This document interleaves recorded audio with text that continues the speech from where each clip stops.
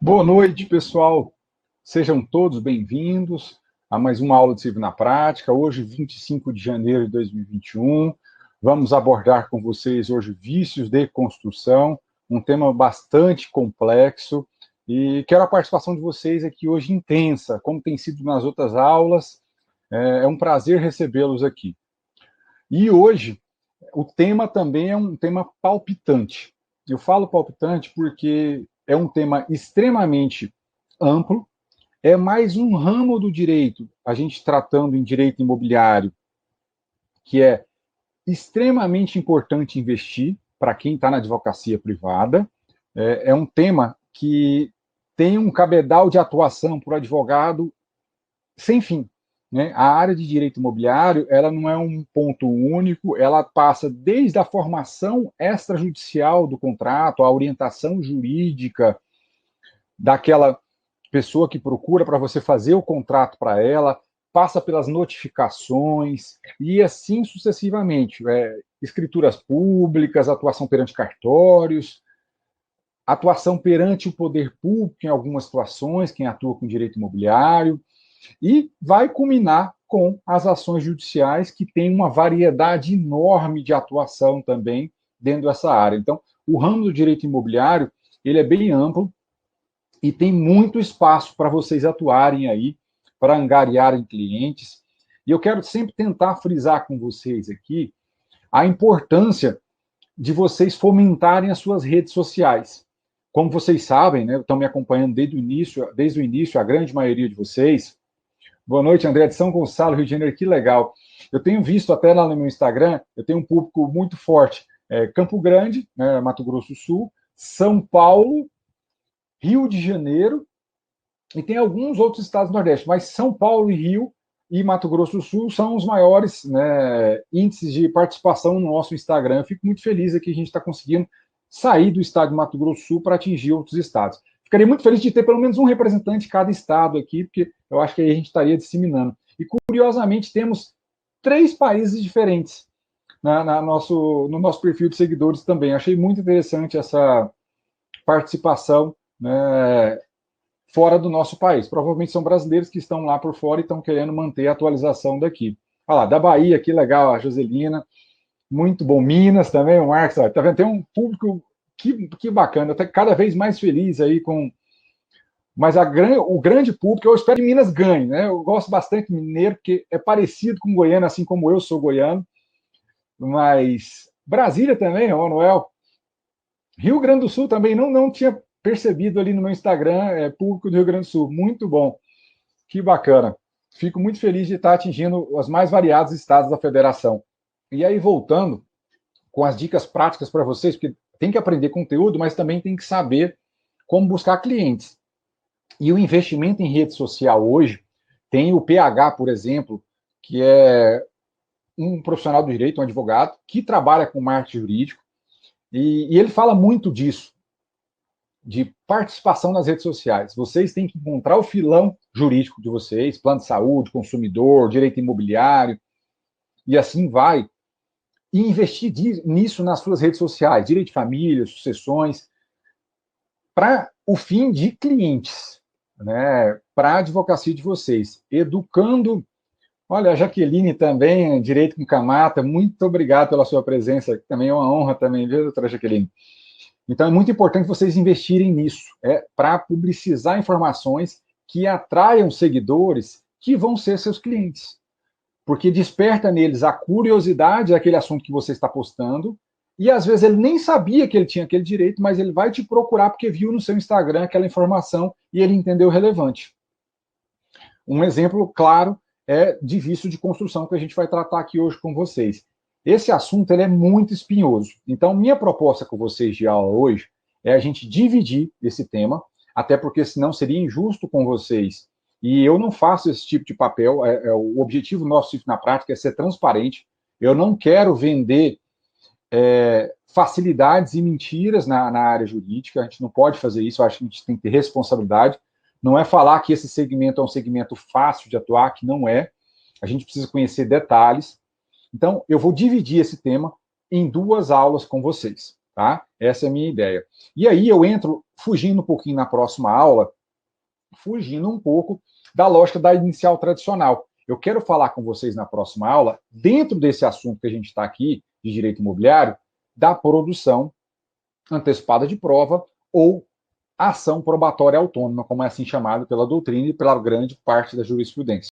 Então, eu vou dividir em duas aulas, a gente vai entrar com um pouquinho de carga teórica que vocês precisam compreender. Eu até preparei um roteiro para a gente não perder o fio da meada aqui, porque realmente é um tema bem extenso com vocês. Deixa eu só colocar aqui para vocês terem noção do que a gente quer trabalhar com vocês, tá? Então, para essa aula de hoje, o que a gente está mirando aqui com o aprendizado? Primeira parte é a primeira parte de entrevista com o cliente, que ela é sagrada em toda causa que vocês pegarem. É nessa parte que vocês vão ter a perspicácia de buscar todos esses elementos que eu vou mencionar com vocês aqui. Boa noite, Lohane, também. A gente tem que buscar com o cliente, e caso ele não tenha, eu não posso bater de frente, eu tenho que vender facilidade para aquele cliente. Então, eu tenho que, se ele não consegue me apresentar, eu, como advogado do meu escritório, adotar todas as diligências necessárias para que esses documentos cheguem de forma mais fácil por isso. E isso incrementa custo nos seus honorários. É muito importante, isso valoriza seu trabalho também como advogado, e você vai poder cobrar mais por aquele contrato que você está fazendo de honorários. Então, essa parte de entrevista, eu vou ter que ser muito detalhista, pegar contrato, tanto de compra e venda, porque às vezes eu faço aquele contrato particular de compra e venda, e também tem um contrato em separado de um financiamento, quando ele não está atrelado, por exemplo, a um financiamento do sistema financeiro de habitação, porque o próprio contrato ali já serve como escritura pública. Se tem contrato seguro, eu tenho que verificar também esse contrato, então é importante eu buscar essa informação com o cliente. Mais do que isso, data de recebimento da chave do imóvel, e esse fato aqui, essa informação, ela é imprescindível para a análise que a gente for depois tomar de decadência em prescrição. Tá? Quando que surgiram esses vícios no imóvel e quais foram esses vícios? De preferência, detalhar um a um com o cliente, fazendo um checklist desses vícios. E, se for o caso, fazer uma vistoria no imóvel, você pessoalmente, caso você não tenha uma equipe técnica para isso no seu escritório, tá? Para fazer um relatório fotográfico. Mais do que isso, eu tenho que verificar se esse vício privou alguma parte do imóvel de utilização, se aquela pessoa, por exemplo, tem filhos, e aqueles filhos não puderam dormir num cômodo em razão dos mofos, e assim sucessivamente. Se esse cliente seu, ele fez alguma interlocução escrita ou com protocolo eletrônico com o fornecedor do imóvel, esse é um outro ponto muito importante para efeito de análise de decadência. Se esse fornecedor prestou algum tipo de resposta ou se ele ficou inerte, e aí é importante você fazer aquele approach com o cliente, dando a ele a entender que aquela relação sua é de estrita confiança, que ele tem que te contar tudo, os detalhes e as verdades. Por quê? O advogado tem que saber de todos os detalhes, e ele tem o dever de preservar o sigilo daquelas informações. Mesmo que elas sejam ruins para o seu cliente, você tem que colocar ele numa zona de conforto para que ele te conte isso. É muito comum, às vezes, o cliente querer ocultar alguns fatos, algumas informações. E isso é muito perigoso para a sua estratégia jurídica. Então, você tem que conquistar esse cliente, cativar esse cliente para que ele te conte tudo.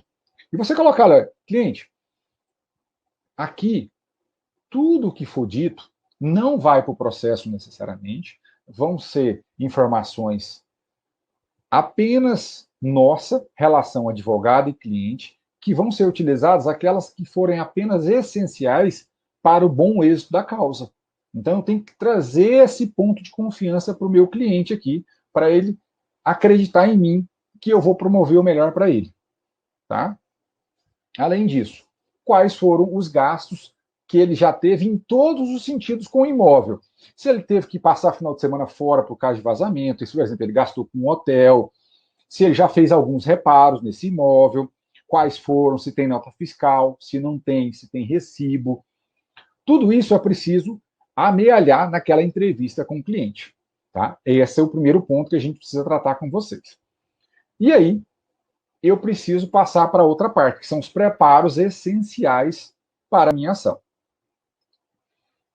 Primeiro ponto, eu vou ter que analisar aqui, e aí é importante vocês tomarem nota dessa observação. Tá? Eu vou fornecer para vocês esse material, tá? Que eu estou apresentando aqui, como eu fiz na parte anterior, na aula anterior. Mas eu preciso analisar o regime jurídico aplicável. Esses dias eu estava até conversando com o Dr. Marcos sobre natureza jurídica dos institutos, uma discussão jurídica que a gente estava tendo ali pelo direct, uma discussão num bom sentido, né? Um diálogo. E analisar o regime jurídico aqui é essencial. Por quê? Eu tenho que verificar se essa compra desse imóvel foi uma compra entre particulares, fora do Código de Defesa do Consumidor. Eu tenho que analisar se essa compra e venda foi dentro da esfera do Código de Defesa do Consumidor. Eu tenho essas duas primeiras bifurcações que eu tenho de análise. Então, tem que partir dessa premissa inicial para o desenrolar da minha causa, da minha demanda. Então, definir se é Código Civil ou definir se é Código de Defesa do Consumidor. Esses são os pontos iniciais. Dentro do Código Civil, eu vou ter que analisar se aquela contratação foi uma empreitada, ou se simplesmente eu comprei já um imóvel pronto e acabado, ou se aquele imóvel foi vendido novo, acabado de construir por um construtor, ou se é um imóvel já utilizado, uma relação entre particulares tradicional, duas pessoas físicas, uma que morava na casa resolveu vender para o outro. Tudo isso tem reflexos na minha atuação como advogado. Por isso que eu falei para os senhores e para as senhoras o quão minucioso é o trabalho do advogado nessa causa. Ele tem que saber analisar essa situação.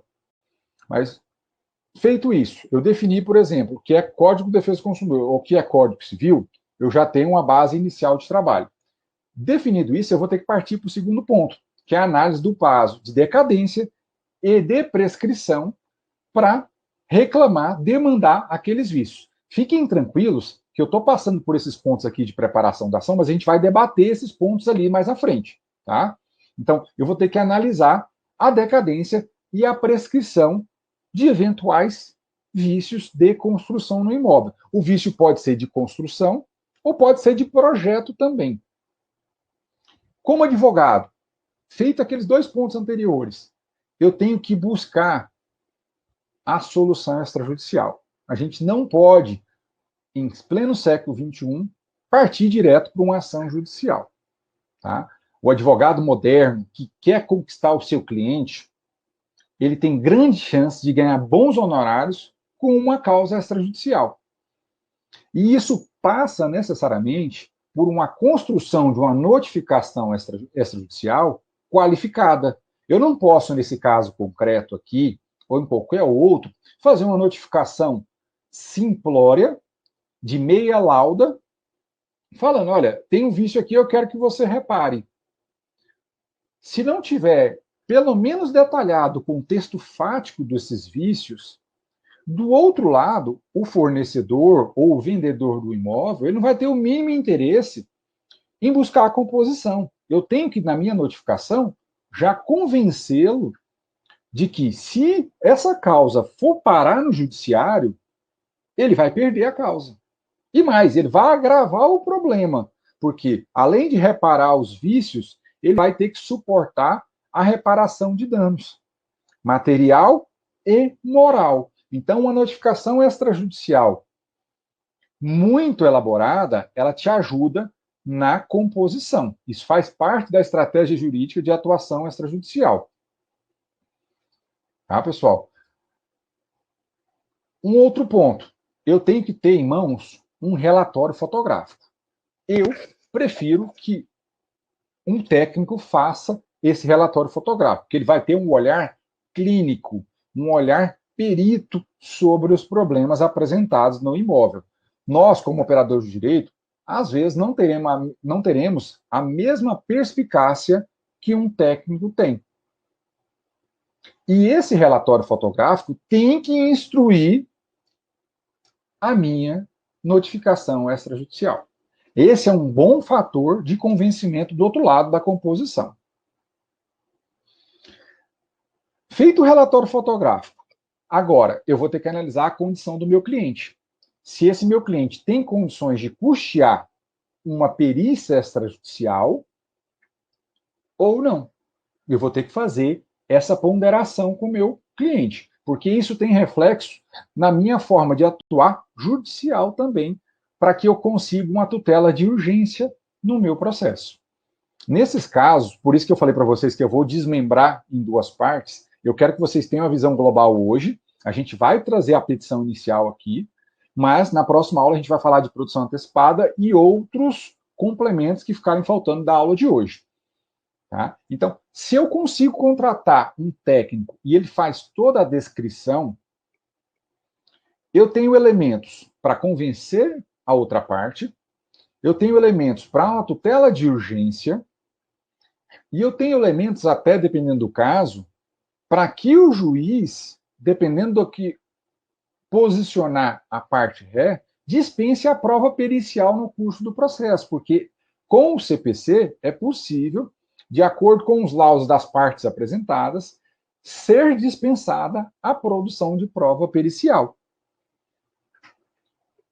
Feito esse estudo inicial que eu passei para vocês aqui, eu vou ter que avaliar os meus legitimados passivos. E eu falo no plural, porque aqui, no caso de vício de construção, eu vou ter infinitas possibilidades de combinação do polo passivo da minha ação.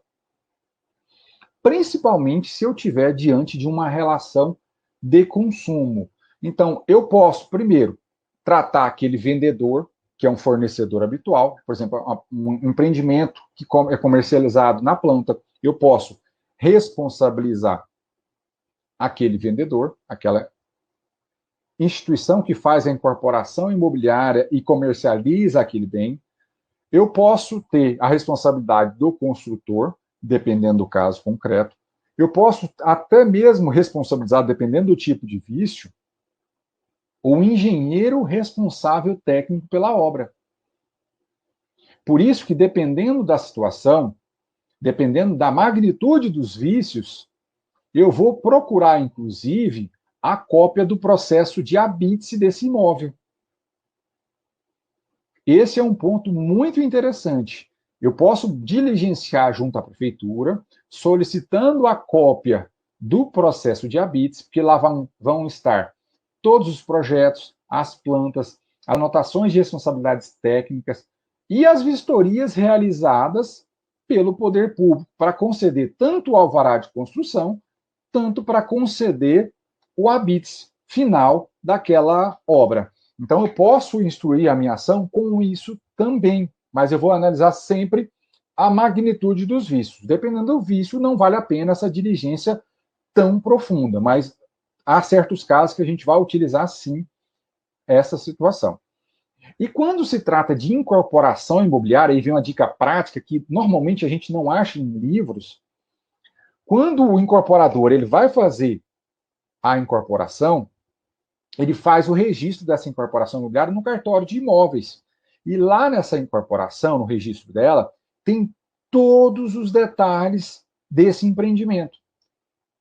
Lá constam informações detalhadas, inclusive, sobre os materiais que serão empregados naquela obra. Então, eu posso, por exemplo, quando eu recebo o meu apartamento, eu recebo minha casa daquela incorporadora, e ela fala que naquela obra foram empregados, por exemplo, tubos tigre, e lá, na verdade, foram empregados tubos genéricos, e assim sucessivamente, ali também é uma hipótese de vício oculto que eu posso derrubar a argumentação da construtora, da incorporadora nesse sentido. Então, eu posso diligenciar nesse sentido também. E do legitimado passivo, a gente ainda tem seguradoras para discutir aqui, instituições financeiras que financiam aquele empreendimento imobiliário. Então, o rol de legitimados passivos é muito grande. E eu posso, dependendo do caso, fazer as conformações todas necessárias. Na próxima aula, eu vou trazer para vocês uma hipótese específica de litisconsórcio passivo para a gente tratar. Hoje, senão ela ficaria de mais de 2 horas, a gente fez uma hipótese de um só legitimado passivo. E antes de prosseguir, eu preciso falar com vocês um pouquinho, antes de entrar na ação, e vocês vão entender que na ação vai ficar muito mais fácil compreender tudo que eu estou falando aqui, os tipos de vício e defeito e sua correção, com a decadência e prescrição, de acordo com a lógica do STJ. A gente vai achar doutrina para tudo quanto é gosto, mas a nossa diretriz aqui é prática e para efetivar um resultado bom para vocês. Então, o que eu preciso entender aqui? Quais são os tipos de vício que a gente tem para essas situações de construção? Primeiro, a gente tem o vício aparente, aquele vício de fácil constatação. Quando eu recebo o imóvel, é perfeitamente possível eu verificar aqueles problemas. Por exemplo, eu recebi um imóvel, cheguei lá, quando eu fui andar pela casa, eu senti que os pisos já estavam estufados. Ao pisar, eu vi que eles estavam ocos. Então, ali é um vício aparente. Eu cheguei no imóvel, estava chovendo naquele dia e estava com goteira dentro da casa. É um vício aparente, eu consigo facilmente identificá-lo. Nesses casos de vício aparente, dentro da relação de consumo, agora a gente vai focar na relação de consumo, a gente pode se socorrer, dependendo se foi a compra do produto como um todo, ou se foi só a prestação de serviço, no caso, uma contratação de uma empresa para realizar as obras, socorrer das disposições do CDC, que falam dos vícios de qualidade dos produtos e serviços. Que aí você apresenta a reclamação ao fornecedor para que ele solucione isso no prazo de 30 dias. Não havendo a solução, vai abrir as possibilidades para o consumidor buscar lá no artigo 18 e no artigo 20 em desfavor daquele fornecedor. Essa é a primeira situação. E nesses casos de vício aparente, tem se caminhado para entender que aquele prazo de 30 dias para bens não duráveis e de 90 dias para bens duráveis, como o caso imóvel, são decadenciais. Então, o consumidor teria que exercer, para as hipóteses do artigo 18 e do artigo 20, nos prazos de 30 e 90 dias. Não confundam com a prescrição. Eu vou colocar em segundo ponto aqui para a gente entender.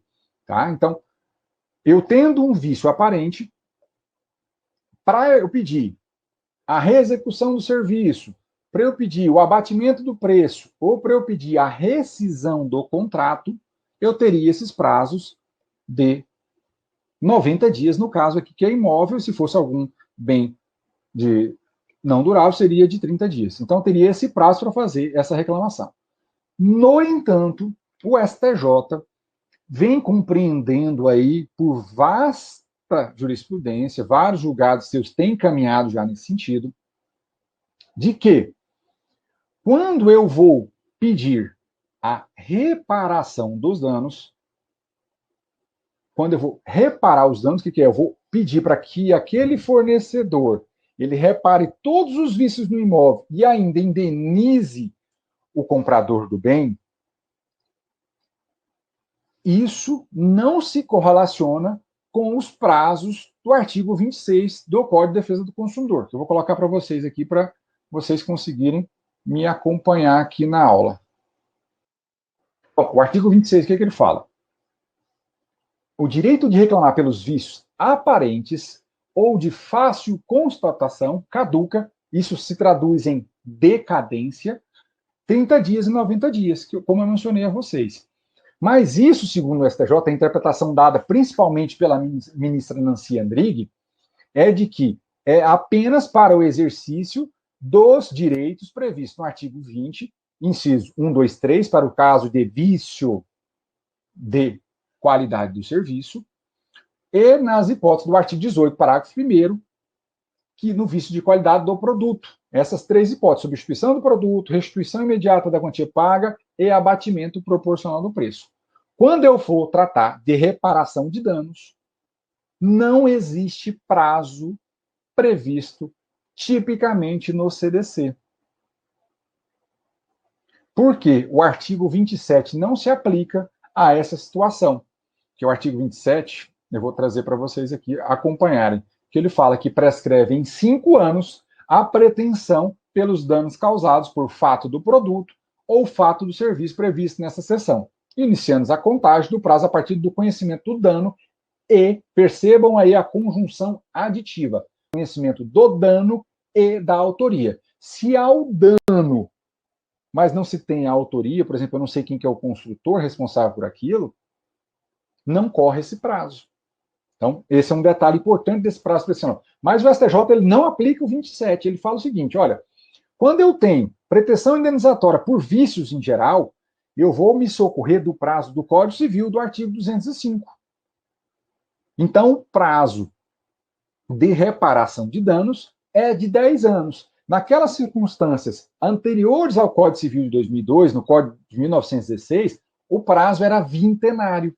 Inclusive, à época existia súmula sobre isso, a súmula 194 do STJ. Então, vem aqui já o primeiro pulo do gato da nossa atuação nessa seara. Quando eu for atender um cliente e for tratar de vício em construção, eu jamais vou fazer uma ação pedindo abatimento proporcional do preço, eu vou pedir reexecução de serviço puro e simples, eu vou pedir o quê? A reparação de danos, a combinação da obrigação de reparar danos, seja ele material ou moral, e até mesmo a reparação dos danos efetivos, concretos que estão lá no imóvel. O STJ entendeu que quando eu peço um preceito combinatório, o que é? Para obrigar aquele fornecedor a reparar os danos, aquilo ali é uma inadimplência contratual. Por isso que se aplica, em diálogo das fontes, o artigo 205 do Código Civil. Entenderam, pessoal? Esse é o raciocínio que eu tenho aqui. Então, professor, perdi o prazo de 90 dias para buscar o direito daquele cliente. Não, tire isso da sua cabeça. Só que você tem que virar a chave com relação à sua pretensão na ação. Você vai fazer uma ação de obrigação de fazer os reparos, combinado com reparação de danos. Tá? Por quê? Essa obrigação de fazer, se ela não for cumprida, ela vai se converter em perdas e danos. Isso é natural de toda obrigação de fazer ou não fazer. Então, aqui há uma reparação. E o STJ, então, entendeu que o prazo, nesse caso, é de 10 anos. Vejam tanto que isso é significativo. E aí, eu abro um pequeno parênteses para vocês aqui, para trazer um questionamento que é muito comum nas aulas. Professor, mas lá no Código Civil tem o artigo 618. Deixa eu trazer para vocês aqui, para vocês acompanharem o que a gente está raciocinando com vocês. Só deixar aqui, eu já deixo o código aberto para facilitar. Então, nos contratos de empreitada de edifício ou outras construções consideráveis, o empreiteiro de materiais e execução responderá durante o prazo irredutível de 5 anos pela solidez e segurança do trabalho, assim em razão dos materiais como do solo. E mais, ele traz ainda um prazo aqui decadencial no seu parágrafo 1. Decairá do direito assegurado neste artigo o dono da obra que não propuser ação contra o empreiteiro nos 180 dias seguintes ao aparecimento do vício ou defeito. Vejam um detalhe aqui. Primeira coisa, a interpretação que é dada pela STJ desses 618 é de que isso não é um prazo nem de prescrição, nem de decadência. Esse é um prazo de garantia naquela obra. Então, é como se fosse a garantia que a gente tem no Código Civil, no Código de Defesa do Consumidor, perdão, aqui a gente teria nas empreitadas esse prazo de 5 anos de garantia. Só que, se eu não exercer esse direito nos 180 dias do aparecimento desse vício, aí sim haverá a decadência do direito. Entenderam? Só que o STJ fala que isso aqui é relação de direito privado da esfera do Código Civil. Não se aplica ao Código de Defesa do Consumidor naquela relação que há um consumidor final. isso não é aplicável. Inclusive, o STJ interpreta que para os vícios decorrentes da relação de consumo, esse requisito de solidez e segurança que estão aqui no 618 não interessa para a análise do caso concreto. O que interessa é a existência de vício que desvirtuem a finalidade daquela obra. Eu tendo vício, seja de solidez, seja de segurança, ou sejam vícios que simplesmente prejudicam a imagem da obra, também é caracterizado um vício lá e se aplica, se eu for buscar a reparação de danos, o prazo prescricional, não esse prazo decadencial. Vamos voltar aqui para a aula.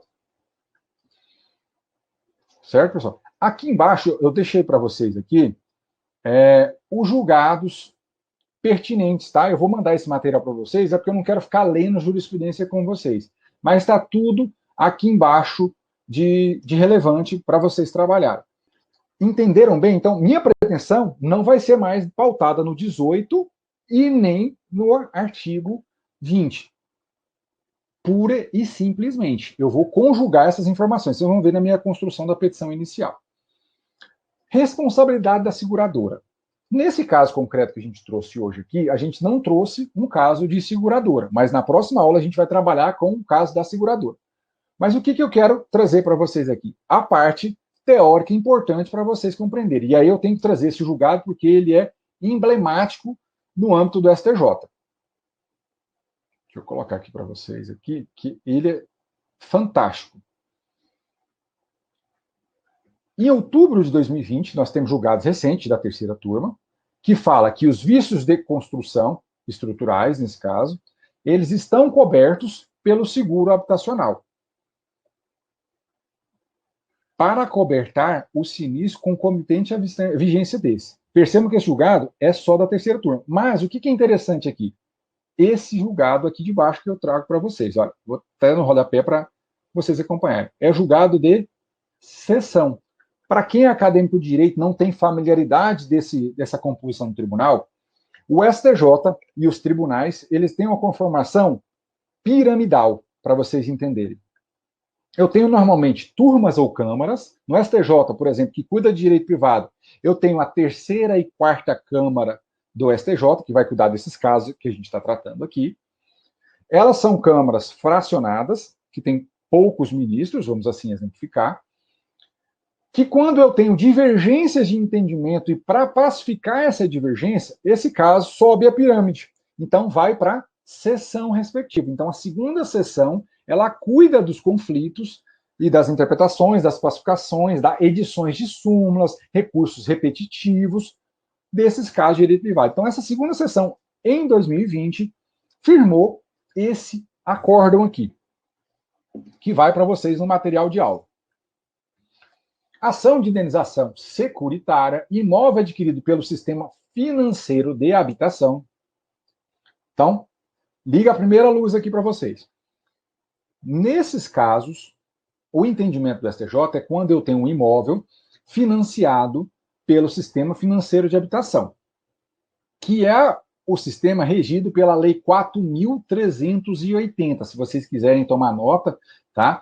Essa é a lei que rege os financiamentos do sistema financeiro. Por exemplo, quando eu faço pela Caixa, normalmente Banco do Brasil, e até mesmo as instituições privadas podem fazer, desde que tenha as suas conformações e os requisitos preenchidos do sistema financeiro de habitação. Ele é um sistema voltado mais a uma população de renda inferior, não é uma aquisição de imóveis de alto padrão, por exemplo. Ele tem tetos, tem limites, ele tem uma finalidade de interesse mais social, esse sistema de financiamento. Então, quando eu me identificar com uma situação dessa, eu vou ter que correr os olhos pelo contrato e verificar se ele é financiado. Isso está expresso lá no meu contrato de financiamento, pelo sistema financeiro. E mais, se eu tenho esse seguro habitacional. Como eu falei numa das aulas lá, acho que a terceira ou quarta aula nossa aqui do Civil da Prática, sobre a questão da obrigação ou não do contrato de seguro, no veículo, eu não posso ser obrigado a contratar. Agora, o seguro habitacional, ele é uma obrigação imposta por lei. Então, quem compra imóvel dentro do sistema financeiro de habitação é obrigado a contratar um seguro. O que não pode ocorrer é a imposição, vinculação, chamada de venda casada, para eu firmar esse seguro com a mesma instituição financeira com a qual eu estou praticando o contrato de financiamento. Compreenderam? Então, vai ter essa vinculação. E aí o STJ faz uma interpretação muito boa, um voto brilhante aqui. Vale a pena ler o inteiro teor para entender muito isso aqui. É bem interessante esse julgado. Ele vem e fala que é o seguinte: diferentemente dos contratos de financiamento tradicionais, em que ele não visa cobrir danos intrínsecos ao imóvel, nesses casos aqui, a finalidade do seguro é outra. É justamente assegurar a habitação. E por isso, diante do seu caráter social, da função social do contrato, é necessário interpretar que haverá sim a cobertura, mesmo que esteja expressa a exclusão. Então, o que eu teria que fazer? Eu teria que abrir um tópico na minha inicial, como vou ensinar para vocês na próxima aula, pedindo a abusividade dessa cláusula de exclusão de cobertura por danos no imóvel, que eles chamam de danos físicos ao imóvel, desde que esses danos não tenham sido praticados pelo contratante do seguro. Se for um vício da própria construção, um vício de projeto, estaria abarcado aqui. Não teria problema algum. E agora vocês têm respaldo da seção do STJ. Basta citar esse julgado. Eu não preciso correr jurisprudência em lugar nenhum. Basta isso. Eu não preciso nem perder tempo com outros julgados. Voltemos, então, aos últimos tópicos aí. E responsabilidade da instituição financeira. Esse é um tema extremamente polêmico, que vocês vão perceber que a grande maioria da jurisprudência é desfavorável à responsabilização como regra, tá? De responsabilidade da instituição financeira. Quando que ela atua como mero agente financeiro. Então, por exemplo, eu fiz um contrato de compra e venda mediante financiamento, seja da Caixa, Banco do Brasil ou qualquer outro banco vinculado ao sistema financeiro. E esse financiamento é um mero agente econômico, ele está atuando como pura instituição financeira, ele está concedendo o crédito pura e simplesmente para você adquirir aquele bem. Nesse caso, o STJ é pacífico de que não cabe a responsabilização da instituição financeira. Então, eu ajuizar uma ação contra a instituição financeira, quando ela foi mera instituição que concede crédito, eu vou dar com uns burros na água, como diz o ditado popular, eu vou perder a minha pretensão nesse sentido. E, nesse caso, quando que eu vou poder buscar a responsabilidade tratada pela instituição financeira? Quando ela, na verdade, tiver os elementos de participação, fiscalização na obra, quando ela ultrapassar os limites de mero instituição de concessão de crédito. Eu vou trazer para vocês julgados compreenderem bem aqui.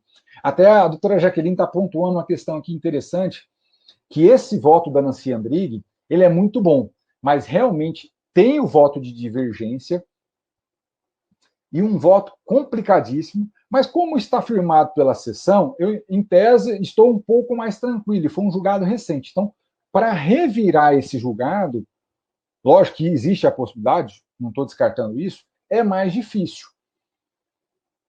Deixa eu pegar para vocês aqui o acórdão para a gente ilustrar perfeitamente para vocês.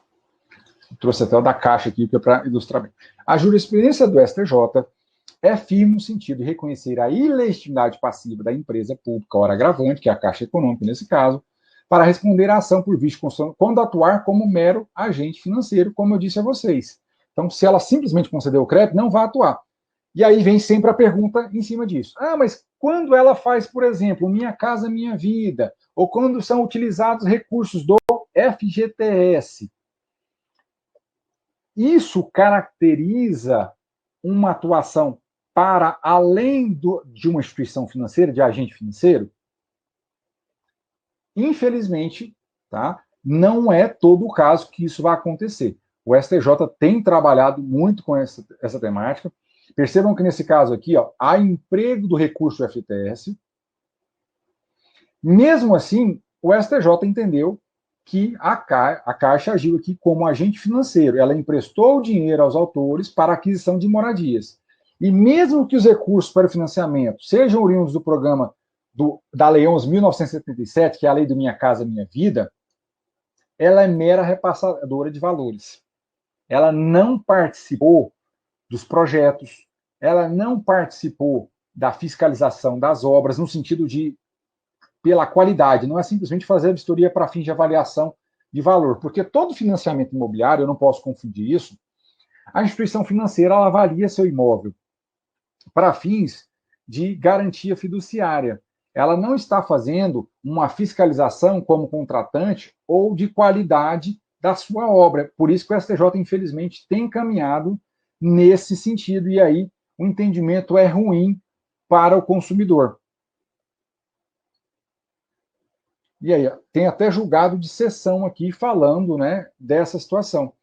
Então, é realmente um entendimento muito ruim para o consumidor, nesses casos, quando eu não tenho provas de que essa participação foi aqui, trouxe para vocês, que tem atuado na elaboração do projeto, execução ou fiscalização do empreendimento. Então, quando a Caixa ela pratica essas três condutas aqui, ela elabora o projeto ou participa dele, executa ou fiscaliza as obras, aí ela poderia ser responsabilizada solidariamente com o vendedor ou incorporador daquele empreendimento.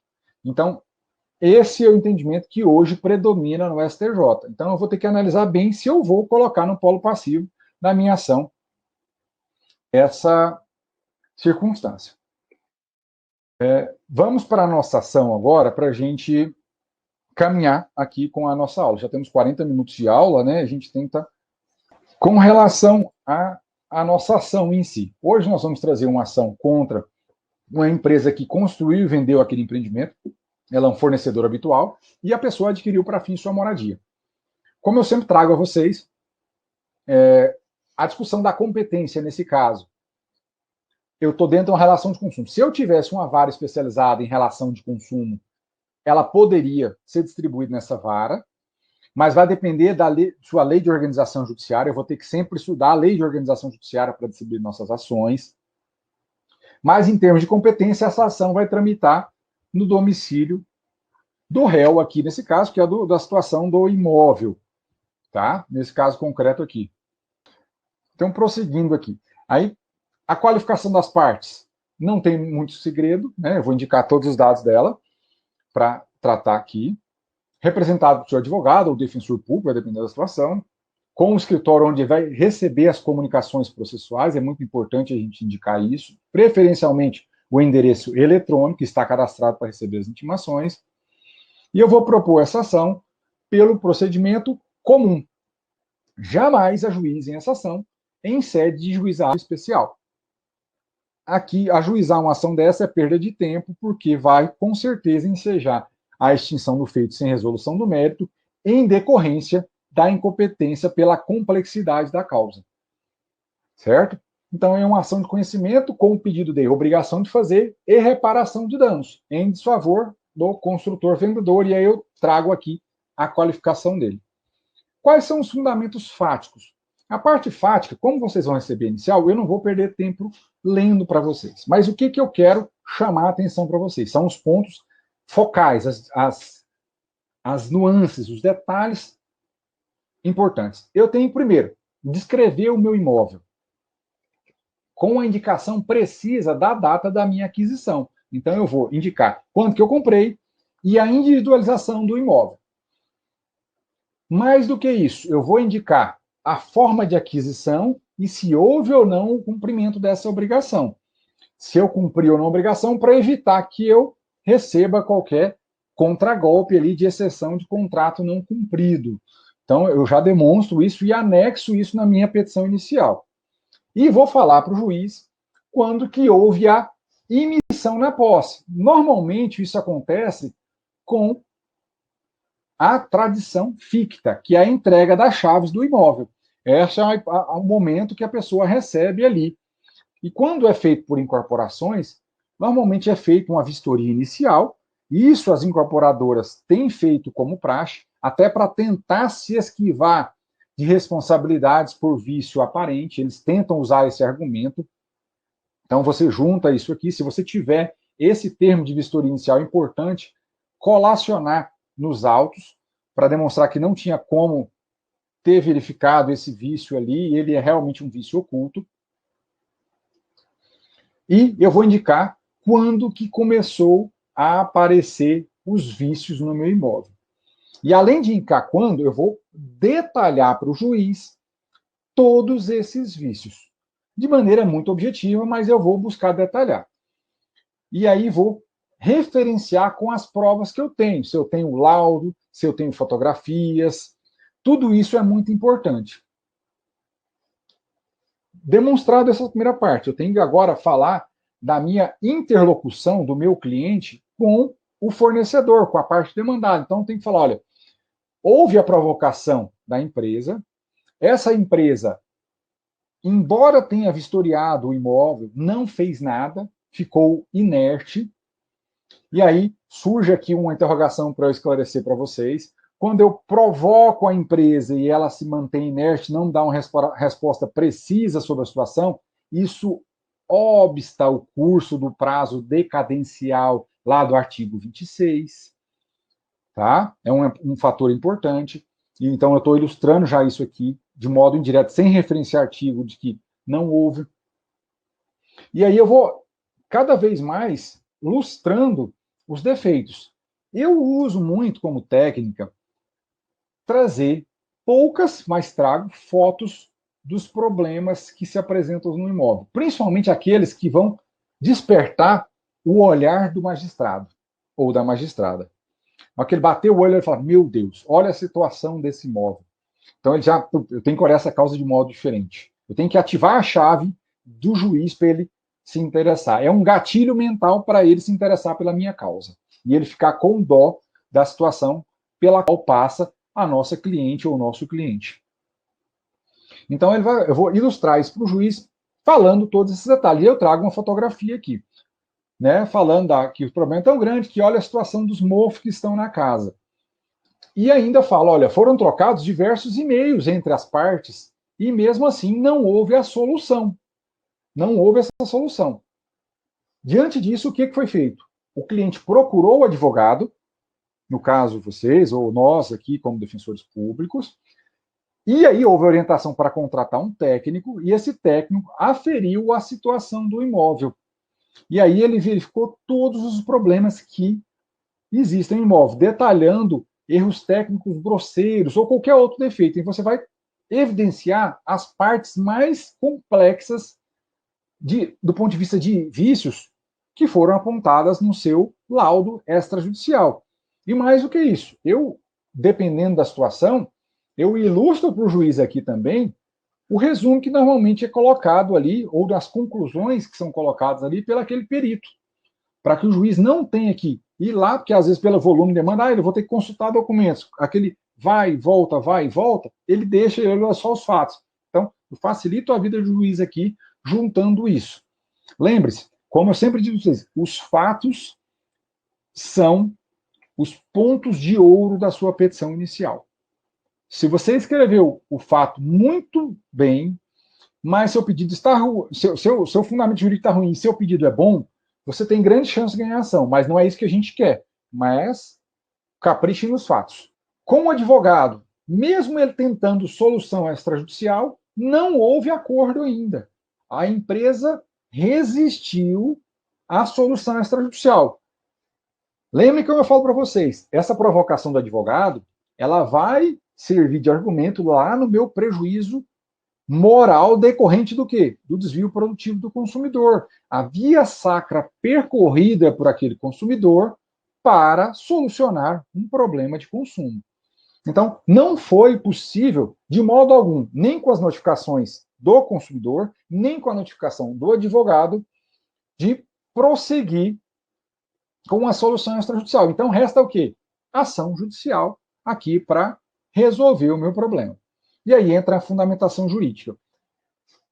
Eu tentei trazer para vocês aqui uma estratificação que facilite essa estrutura. Ela vai ser a petição mãe, para a qual vai servir de base os demais casos que eu vou incluir aqui, por exemplo, instituições financeiras, eu vou incluir aqui seguradora, eu vou incluir também aqui o engenheiro ou construtor.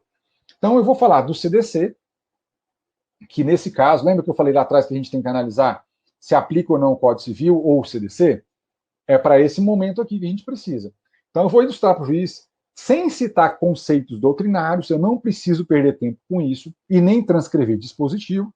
Eu vou falar para o juiz, olha, juiz, aqui há uma relação de consumo, porque a parte autora comprou esse imóvel para o seu consumo final, ou seja, para a sua moradia, e aquela parte ré, ela tem como hábito profissional a comercialização de imóveis. Então, ela é um fornecedor, nos termos do artigo 3º do CDC. Então, está claro aqui a aplicação do CDC. Eu não tenho muita divergência sobre isso.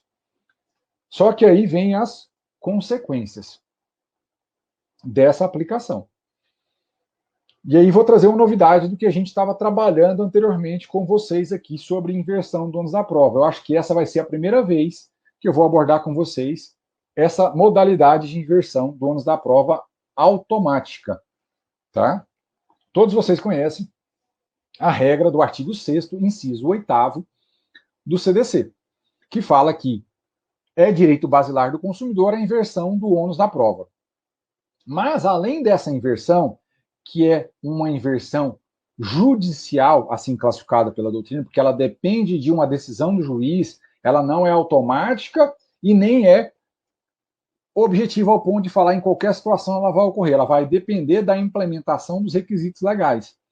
Agora, eu tenho uma outra hipótese, que são as do artigo 12 e artigo 14 do CDC, e também do 38, quando eu falo de publicidade, são essas três hipóteses que eu tenho aqui no CDC, que vai falar da inversão op legis, ou seja, derivada da lei.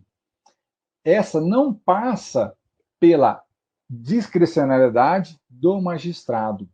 Ele está vinculado a isso. Quando eu tenho no artigo 12 e no artigo 14, artigo 12, o fato do produto, artigo 14, fato do serviço, eu vou ter uma inversão legal do ônus da prova. Então, aqui o juiz tem que necessariamente inverter o ônus da prova para a parte adversa, no sentido que a parte contrária vai aprovar a exclusão da sua responsabilidade. Lógico que isso não tira todo o dever da parte de trabalhar nesse processo aqui. Então, eu vou ter que demonstrar minimamente que existe um dano e o nexo de causalidade. Mas discussão de culpa, qualquer outro elemento, é de responsabilidade da parte demandada por força da inversão legal do ônus probatório. Então, eu vou trabalhar com isso. Só que o seguro morreu de velho. Então, além de eu falar para o juiz que deve ser invertido aqui automaticamente o ônus da prova, eu não vou perder a chance de falar para ele, juiz, mesmo que o senhor entenda de modo diverso, há de se aplicar aqui também a inversão por força da inversão judicial, do artigo 6º, como já citei a vocês. E aí você vai delinear para o juiz que há o implemento do requisito da verossimilhança da causa, e aí a verossimilhança aqui ela fica evidente quando eu tenho um laudo extrajudicial demonstrando todos aqueles vícios. Vejam que fica difícil, quase que impossível, do juiz fugir da inversão do ônus da prova nesse caso aqui, quando eu tenho um laudo extrajudicial. Mas, óbvio, você vai ter que analisar a capacidade econômica do seu cliente. Tá? Se ele não tiver condições de contratar e custear essa perícia extrajudicial, você não vai também impor um ônus que ele não consiga cumprir. Você vai fazer uma produção antecipada de provas. Né? Ou, se não, correr o risco de fazer a ação sem produção antecipada de provas e verificar se o juiz dá ou não essa inversão e se dá a antecipação de tutela, mesmo sem ter muitos elementos técnicos ali reunidos. Então, eu demonstro ao juiz que tem uma evidência da série de vícios de construção no imóvel e que a reclamada ela é a responsável por esses Vícios, porque foi ela que efetivou a construção e a alienação do bem, como uma fornecedora da cadeia de consumo. E aí reforço que essa prova, né, ela não é diabólica, é perfeitamente possível, porque ela tem recursos materiais, recursos técnicos de produzir todas as provas necessárias para esse caso. E aí eu peço a inversão do ônus da prova como regra de procedimento, ou seja, deve ser invertido lá na fase de saneamento do processo. Eu não vou pedir para que o juiz inverta na sentença para não prejudicar o meu cliente naquele caso, porque se for na sentença, há o risco de invalidação de todo o processo lá desde o despacho saneador até, né, a sentença final. Então, isso vai atrasar ali o resultado útil ao meu cliente. Então, feita essa explicação aqui, ela se aplica a qualquer causa que eu tenha aqui de vício de construção, independentemente do legitimado. Agora eu vou entrar em outros tópicos, falando do vício de qualidade e do defeito ou fato do serviço ali do artigo 12 e 14 do CDC. Por que eu costumo ilustrar, né, e muita gente vai perguntar nisso, né? Porque se a gente pegar o julgado da Nancy Andrighi, ela fala que nesses vícios de construção eu tenho um inadimplemento contratual, por isso que se aplica o prazo de prescrição do Código Civil. Então, ali há uma reparação de danos, e não é a lógica do vício lá do artigo 18 e do artigo 20, que se aplica aqui, e nem a lógica do fato do produto ou fato do serviço. Certo, pessoal? Ela fala que aplica o mero inadimplemento contratual. Mas eu gosto de trabalhar com essa argumentação para efeito de pré-questionamento, porque tem muito tribunal estadual que ainda trabalha nesse sentido. E se eu deixar só para discutir no STJ, o STJ não revira provas, e isso pode complicar o meu recurso especial. E eu não quero que isso aconteça. Então, eu vou trabalhar primeiro com o vício de qualidade e depois eu vou avançar com o defeito. E eu vou explicar para vocês a diferença de um e de outro para vocês compreenderem bem isso, tá? Vocês não têm a obrigação de saber a diferença de vício e defeito.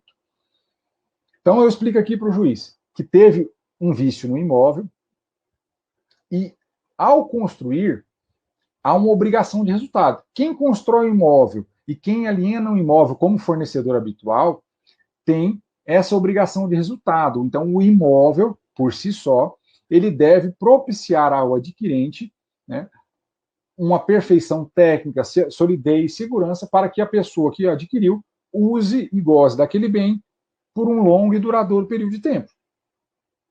Não é simplesmente um bem descartável. Então, a expectativa normal de um imóvel é que ele cumpra essa finalidade.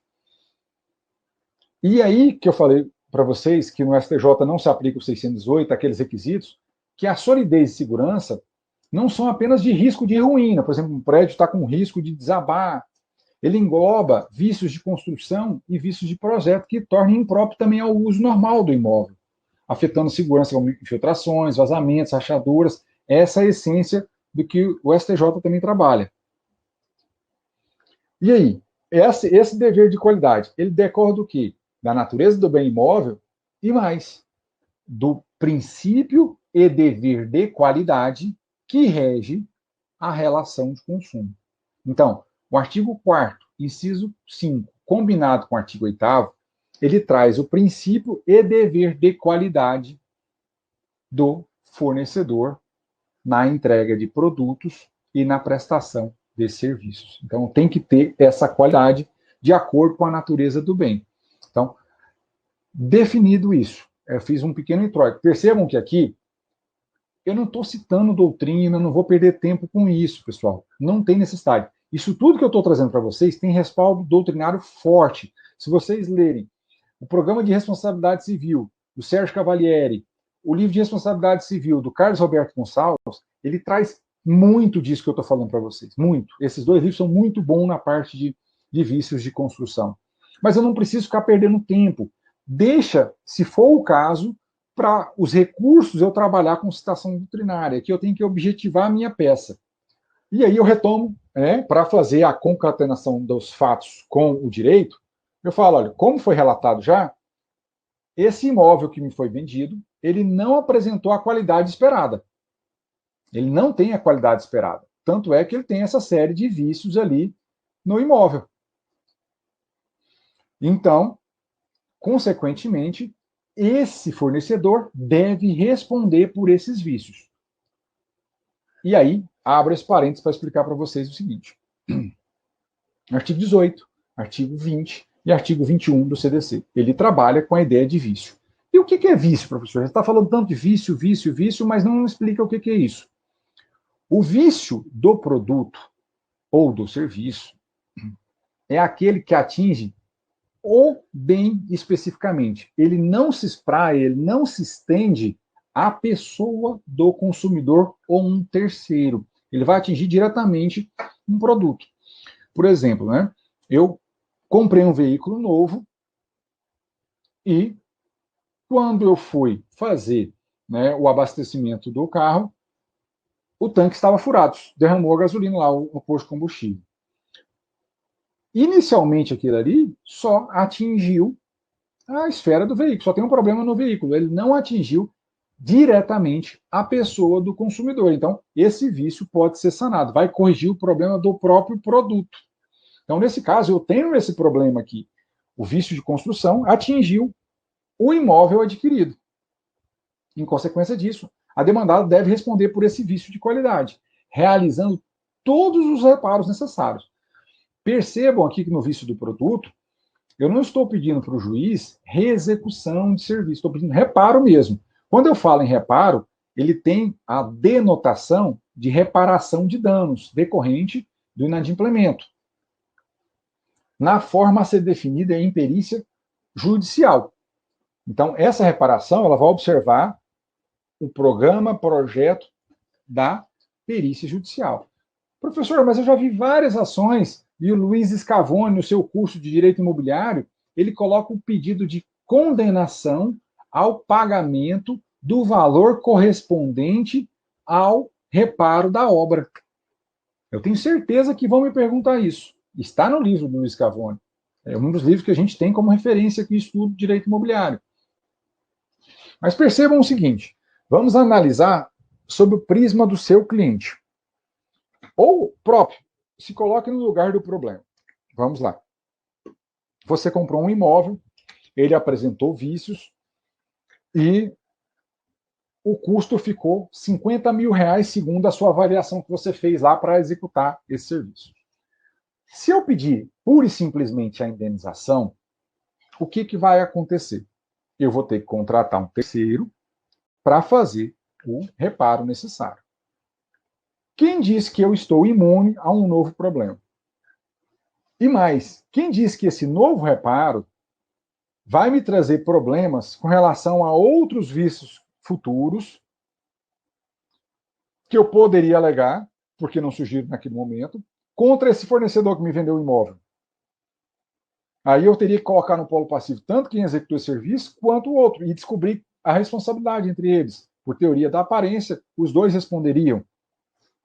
Agora, se o meu fornecedor que me vendeu o imóvel executa o serviço, eu renovo sobre aquelas partes o meu prazo de questionamento.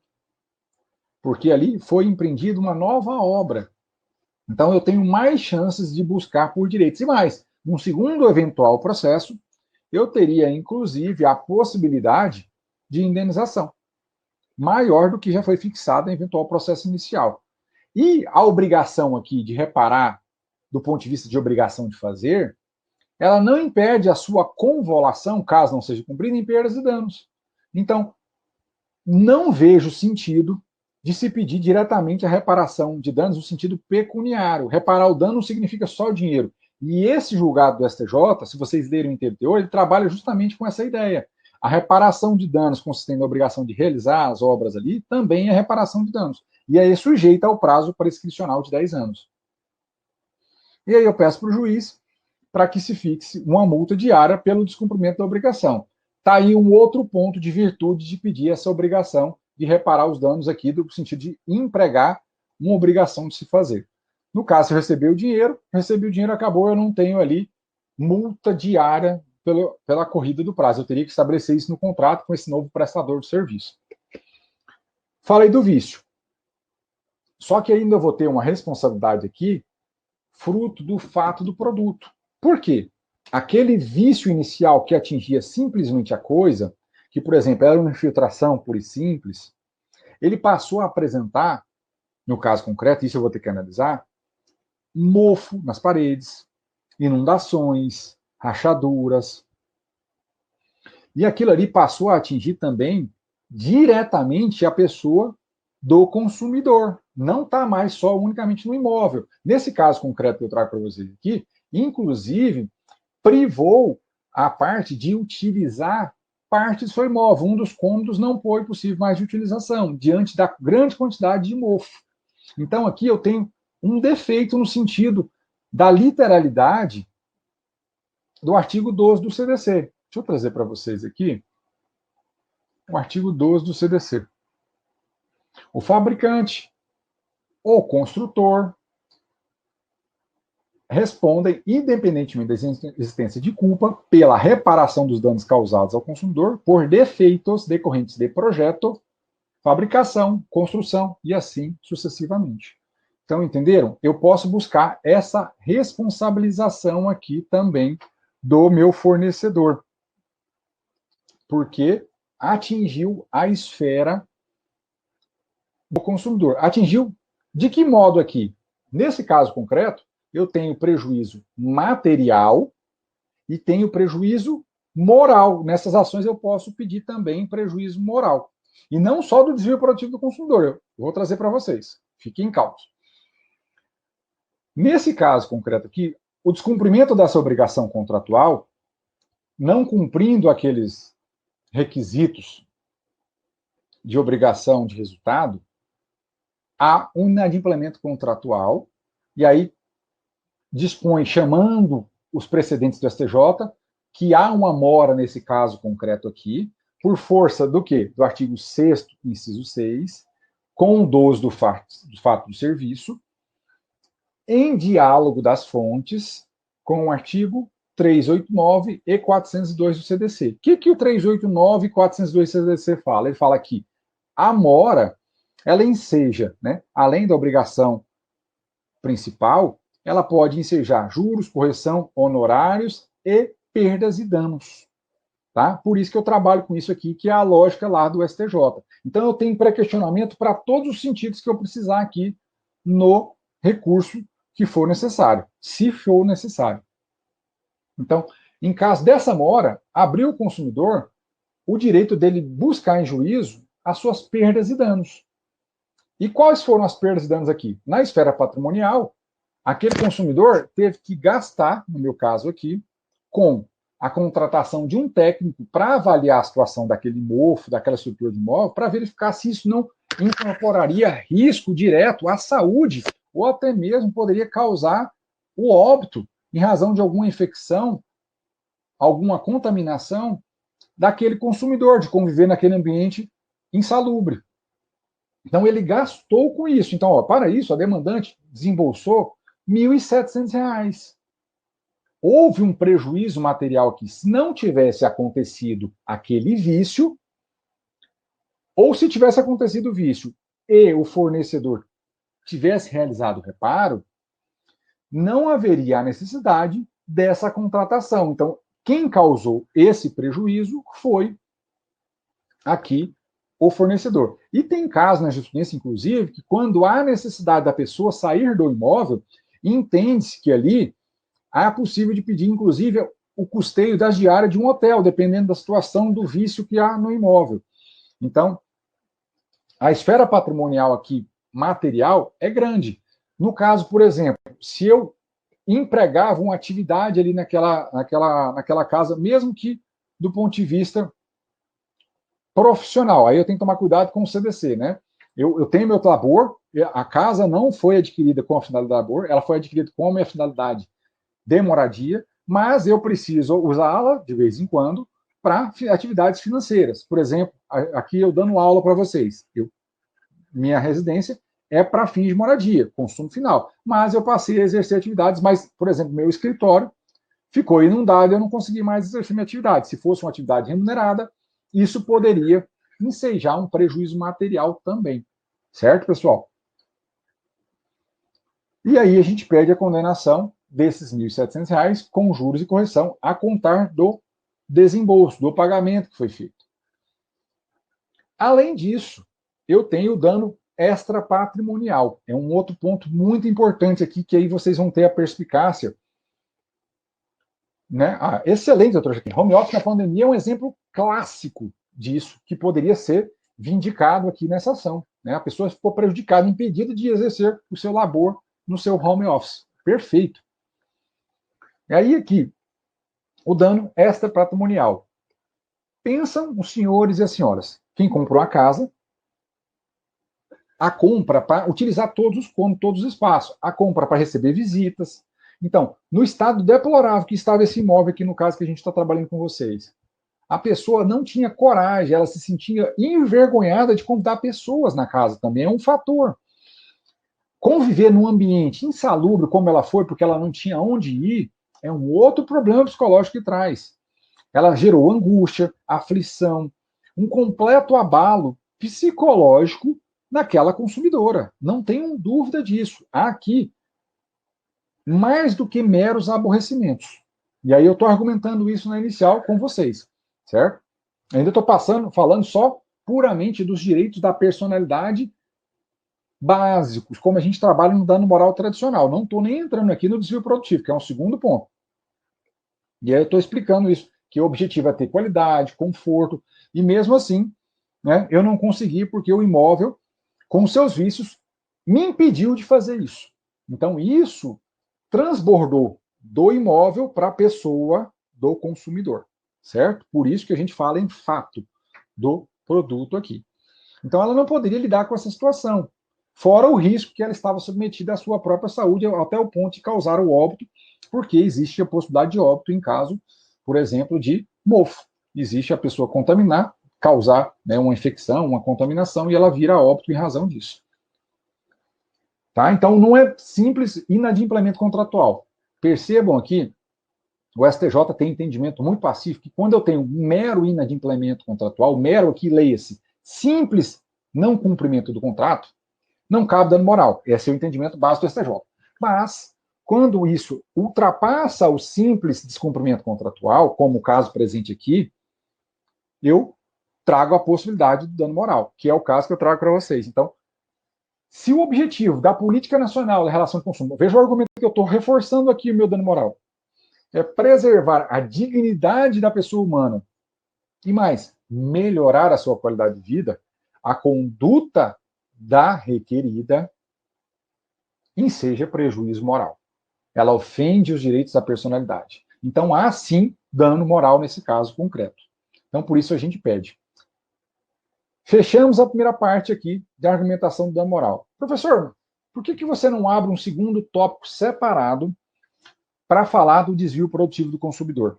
Eu prefiro não, porque ainda nós estamos numa situação em que não há uma divisão, uma separação entre o dano moral e o desvio produtivo. A doutrina tem construído esse raciocínio, mas a jurisprudência entende que o desvio produtivo do consumidor ele é um dano moral, então está junto ali.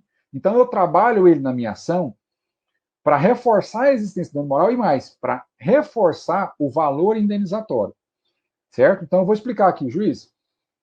Além disso tudo, há um dano extrapatrimonial, que é melhor definido assim, do que falar só simplesmente dano moral, pela via sacra que esse consumidor está percorrendo sobre essa situação. E aí, sobre o reconhecimento do desvio produtivo do consumidor, a gente traz um julgado bem simples aqui, de nota de rodapé, sem perder muito tempo na inicial. Então, ela procurou o fornecedor por ponte própria, o advogado procurou a solução extrajudicial, contratou o perito e nada. E mais, ajuizou-se a ação e ainda assim até hoje não foi feito reparo.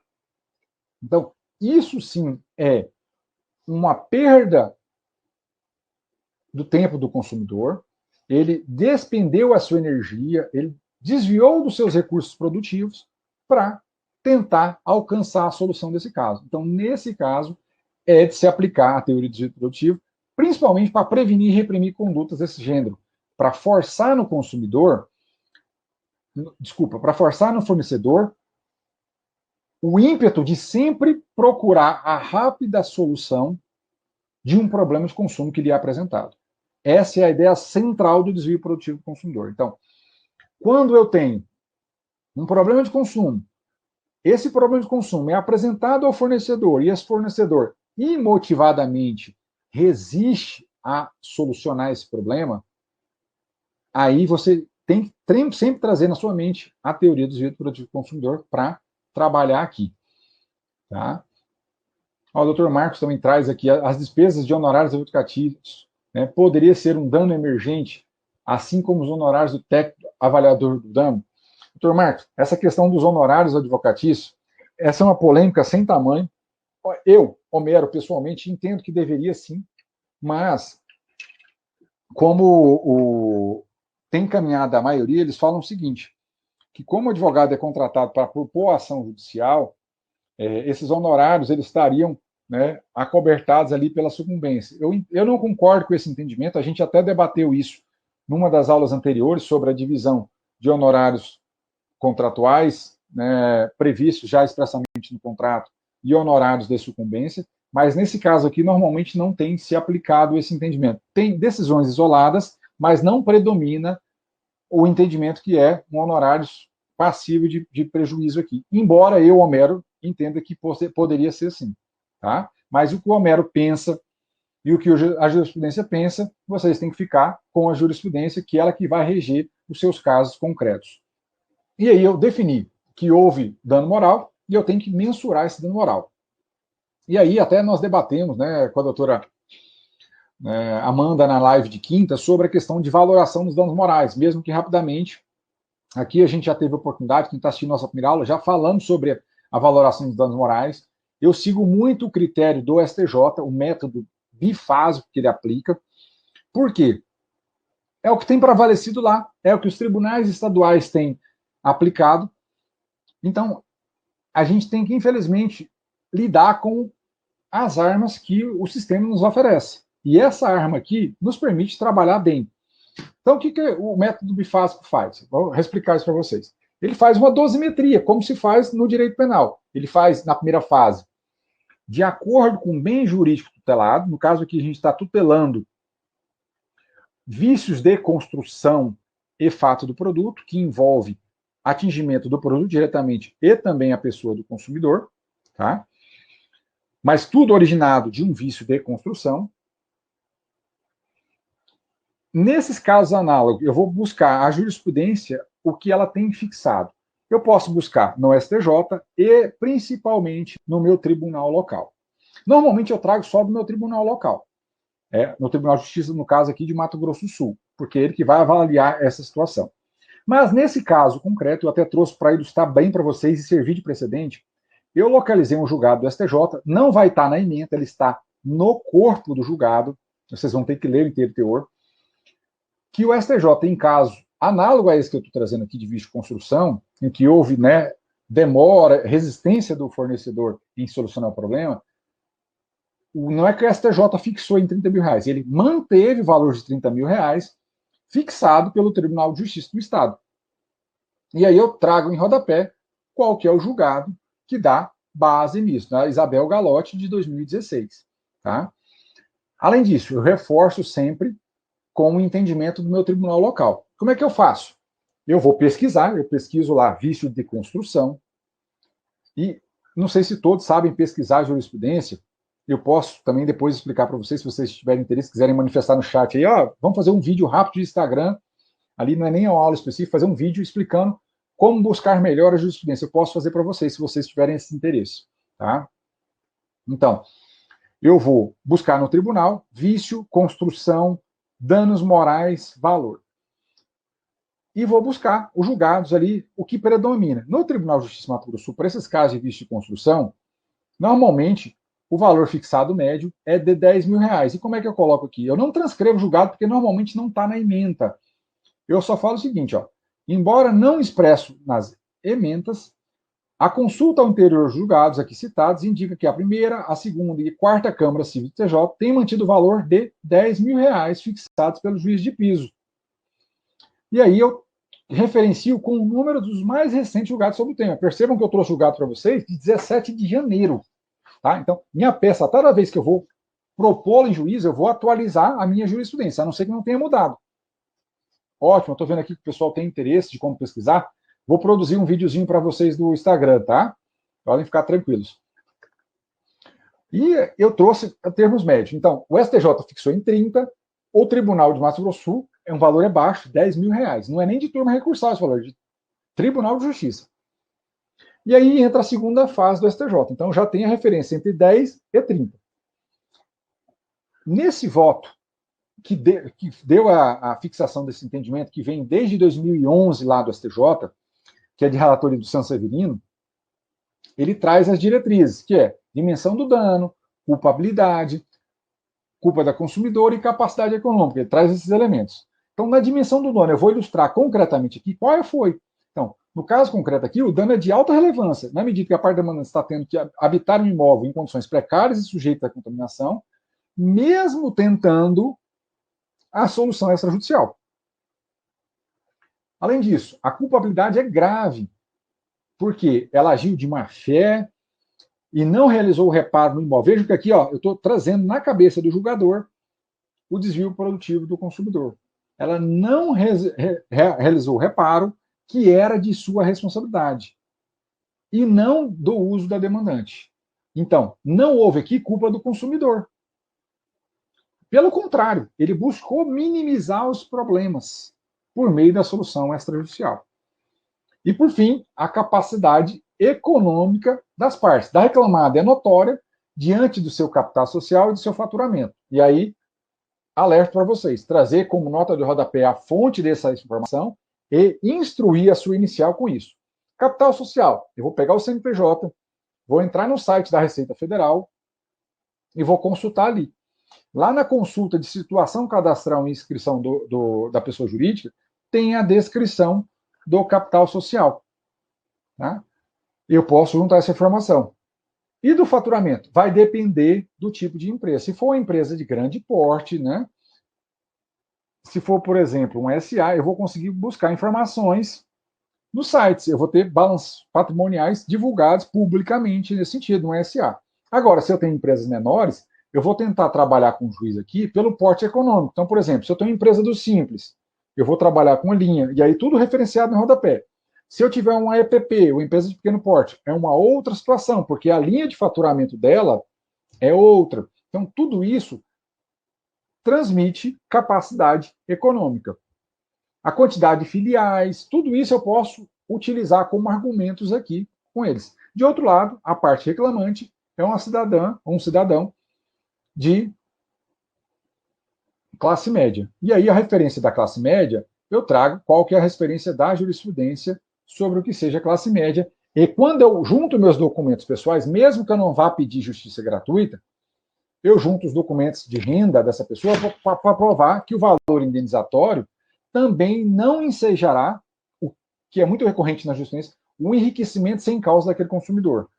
É muito praticado, muito mesmo, pelos juízes, o baixo valor sobre o argumento de que isso geraria um enriquecimento sem causa. Então, se eu tenho um cliente que tem recursos medianos ou recursos altos, é importante eu trazer isso para o juiz, porque isso afasta, quebra de vez esse argumento de que aquela situação ali é de enriquecimento sem causa.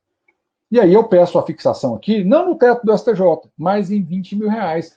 Por quê? Porque o meu tribunal local aqui tem a compressão de valor indenizatório baixo. E é dificilmente revertido nesses casos aqui. E no STJ ele não vai valorar muito nesse sentido. E aí eu só trago a referência da jurisprudência para vocês no rodapé e o que deve se juntar de acordo com a remissão que eu coloquei nas notas 10 e 11 aqui para vocês. Tá? Vai estar na inicial que eu disponibilizo. Da tutela de urgência. Aqui muda um pouquinho também do que a gente trouxe das iniciais anteriores. Normalmente a gente traz ali o Código de Processo Civil como fundamento basilar da tutela de urgência aqui. Como eu estou pedindo nesse caso a obrigação dele reparar os danos na modalidade de fazer todos os reparos, percebam bem aqui por que eu usei a estratégia de obrigação de fazer.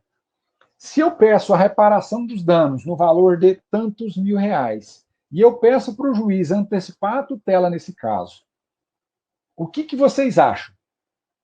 O juiz vai ordenar essa pessoa a depositar em juiz esse valor? Eu vou conseguir levantar esse valor no curso do processo para fazer as obras? Dificilmente.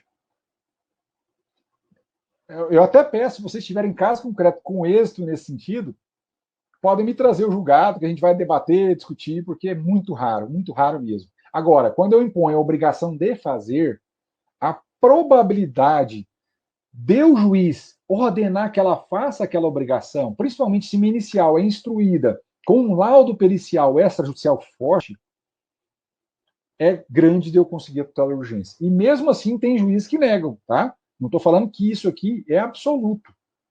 Como eu falei para vocês, eu tenho honestidade intelectual com vocês. Eu não gosto de ficar prometendo, falando, não, isso aqui é certo, vai ganhar, né? Até porque eu não estou vendendo essas aulas para vocês, não estou prometendo milagres aqui, mas a chance é muito grande de se obter a tutela de obrigação de fazer aqui. E o fundamento dessa tutela está no artigo 84 do CDC, que é muito próximo lá do 300, do CPC também, tá?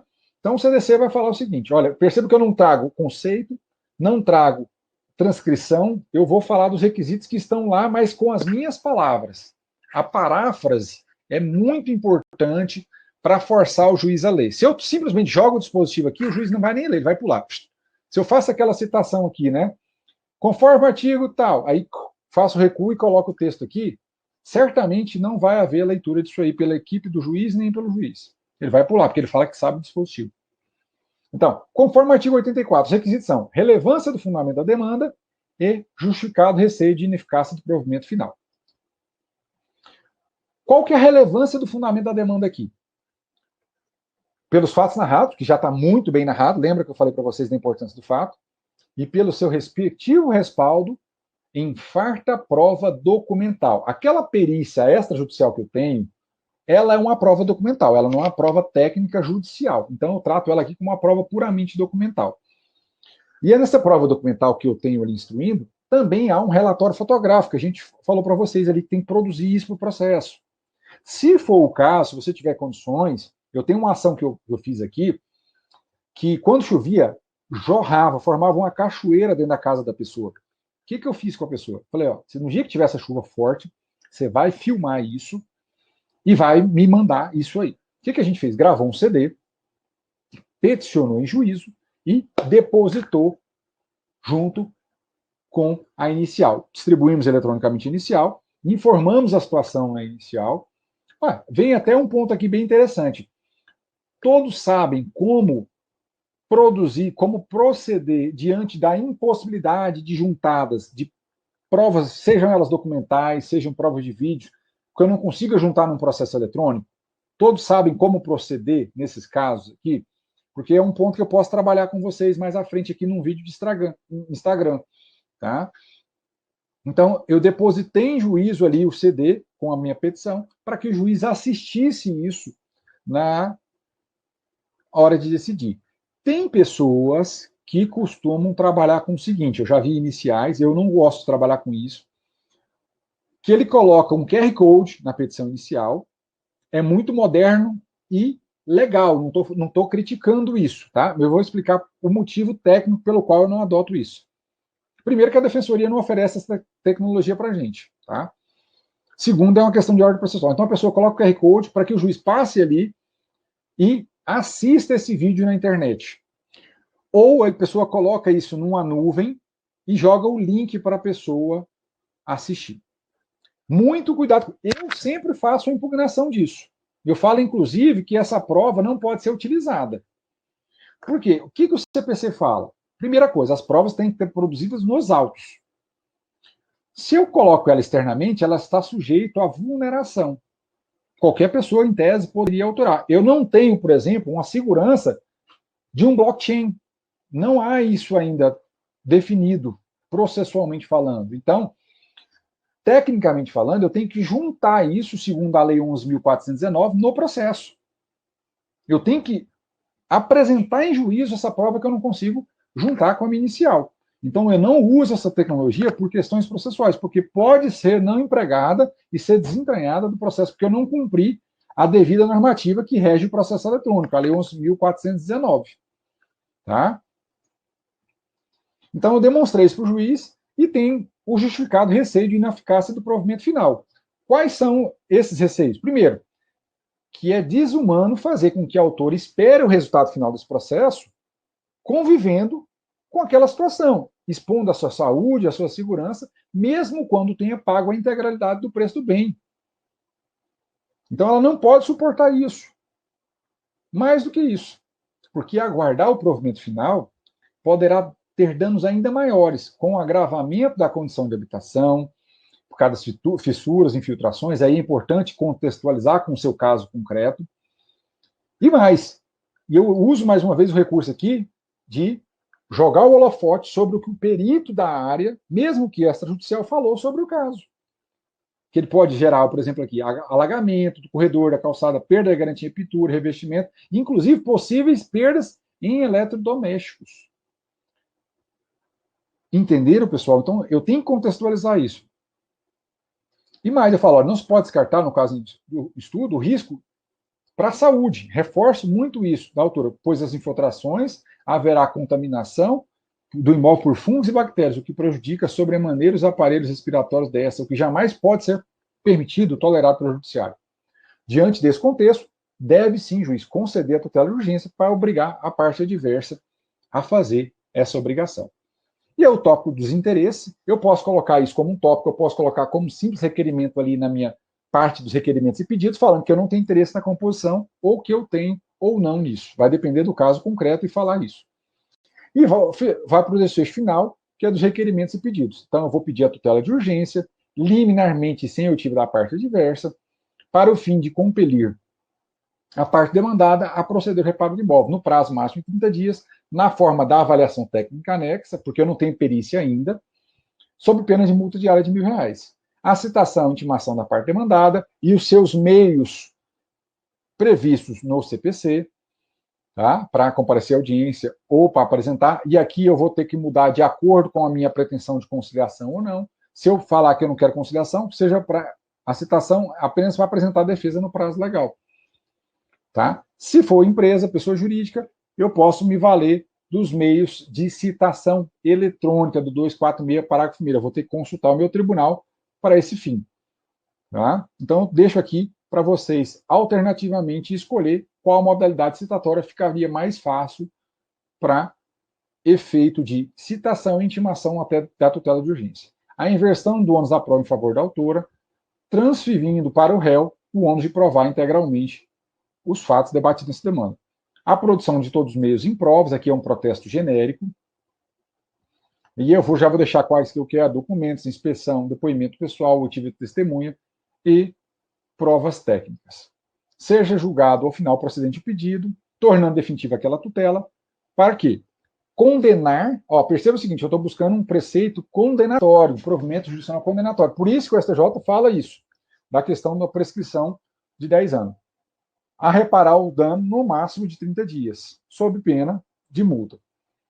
Caso ela descumpra essa obrigação, que seja realizada a conversão da obrigação de reparar perdas e danos em montante a ser apurado em posterior liquidação de sentença.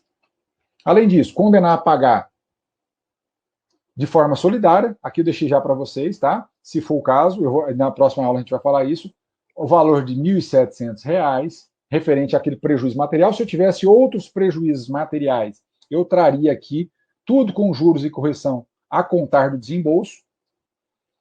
Indenizar o prejuízo moral no importe de R$ 20.000, com juros de 1% ao mês, desde a citação e correção monetária pelo IGPM, desde o arbitramento. Aqui eu chamo mais uma vez a atenção, porque pode ser que pessoas novas estejam assistindo nossa aula. Os danos morais aqui, esse fator de correção é fruto do entendimento do STJ de que a responsabilidade derivada de contrato tem esses marcos. Se fosse uma responsabilidade extracontratual, não seria esses marcos, aplicaria o entendimento sumular, né, a súmula 54 do STJ, e não esse entendimento aqui. Tá?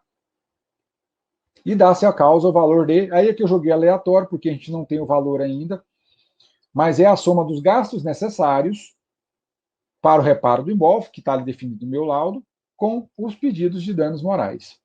E aí o rol de testemunhas, caso eu tenha ali detalhado, e os documentos que instruem inicial, categorizando-os integralmente. É muito importante essa categorização de documentos para facilitar a navegação do juiz no seu processo. E mais do que isso, pessoal, eu não sei quais sistemas vocês trabalham no sistema digital. Na hora de juntar as peças, eu organizar elas no sistema também de modo separado, eu não juntar em bloco único. Porque, primeiro, o juiz pode mandar você emendar inicial, porque não está categorizado. E segundo, no futuro, isso vai te trazer prejuízo na análise do caso. Então, é muito mais fácil, até para facilitar a vida do juiz, ele analisar de modo separado isso. Certo? Então, a gente fecha aqui a nossa petição inicial. Eu encerro aqui a nossa aula de hoje. Agradeço mais uma vez a oportunidade de estar com vocês e peço, compartilhem, que a gente vai cada vez mais difundir isso. E amanhã cedo já está o link da gravação da aula, a petição inicial dessa aula também para vocês, tá bom? E na próxima aula a gente complementa os estudos disso aqui. Uma boa noite a todos, uma excelente semana a todos vocês. Um grande abraço.